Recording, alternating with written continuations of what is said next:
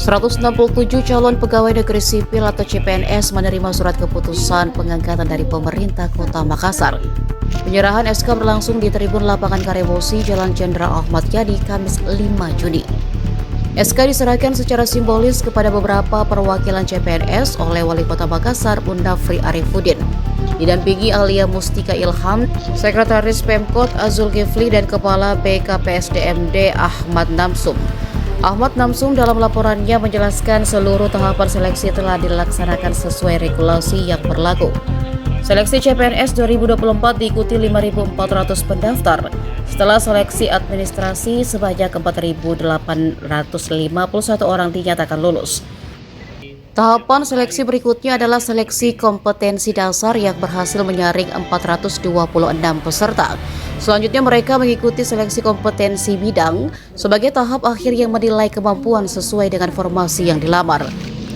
Dari proses ini hanya 168 orang yang berhasil lulus seluruh rangkaian seleksi. Wali Kota Makassar, Munafri Arifudin, menegaskan status sebagai CPNS bukanlah akhir dari perjuangan, melainkan awal dari perjalanan panjang dalam pengabdian kepada masyarakat.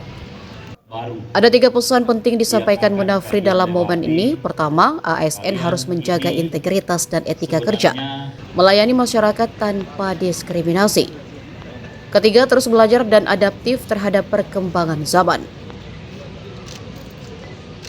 Pertama, pegang teguh integritas dan etika kerja.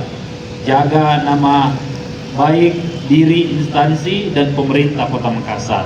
Jadi kalian adalah cerminan dari pemerintah Kota Makassar. Dimanapun kalian bertugas, dimanapun kalian berada, identitas kalian sebagai bagian dari pemerintah Kota Makassar sudah tidak bisa dilepaskan lagi. Jadi kalau ada yang berbuat tidak senonoh, pasti pegawai Pemkot itu yang tidak mau kami dengar ke depannya.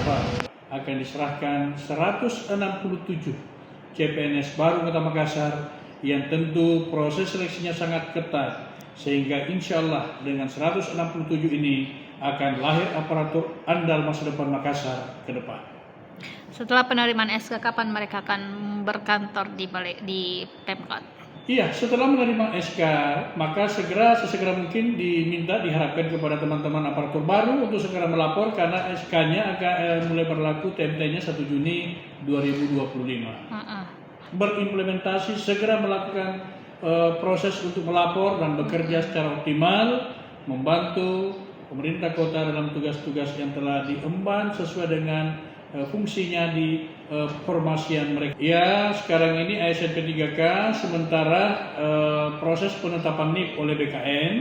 Insya Allah mudah-mudahan dalam waktu yang tidak lama, kemungkinan besar itu TMT-nya 1 Juli 2025 bagi yang lulus di tahap pertama.